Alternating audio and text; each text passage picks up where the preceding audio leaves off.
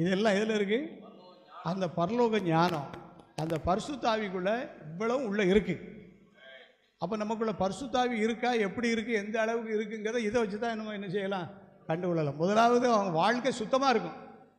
ரெண்டாவது அவங்க எப்படி இருப்பாங்களா, சமாதானமாக இருப்பாங்க, சாந்தமாக இருப்பாங்க, எல்லாரோடும் இணங்கி போவாங்க, இறக்க குணம் இருக்கும், நற்கனி இருக்கும், பட்சபாதம் கிடையாது, மாயமாலங்கள் எதுவுமே கிடையாது. அவ்வளவு சுத்தமாக கிளியர் பண்ணி விட்டுறோம். எல்லாரும் கைகளை தட்டி உயர்த்தி, இந்த அபிஷேகம் நமக்கு வேணும். இந்த அபிஷேகம் நமக்கு வரும்போது கர்த்தர் நம்மை மேன்மைப்படுத்துவார், குடும்பத்தில் நம்மளை மேன்மைப்படுத்துவார்.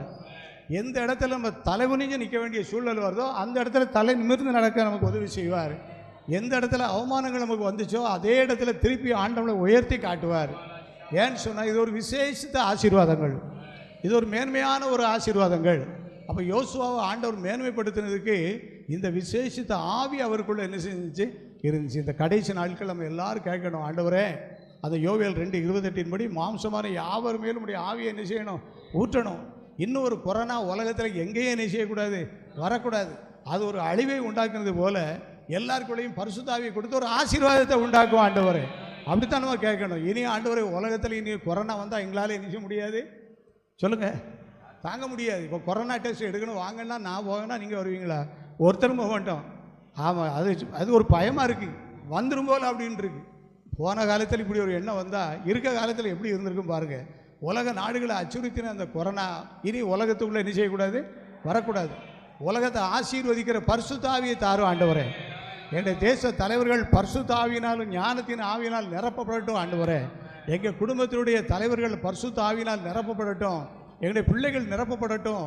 உங்கள் வாலிபர்கள் தரிசனை பார்ப்பாங்க, குமாரர்கள் குமாரத்திகள் சொப்பனங்களெல்லாம் பார்ப்பான்னு சொன்னேன்.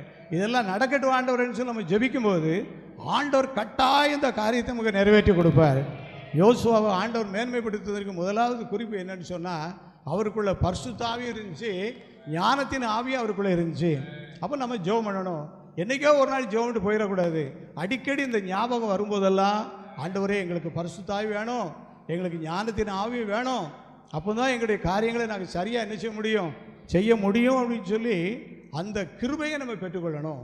1 யோவான் 2வது அதிகாரம் 27வது வசனத்தை யாராவது வாசிங்க. 1 யோவான் 2:27. நீங்கள் அவராலே பெற்ற அபிஷேகம் உங்களில் நிலைத்திருக்கிறது,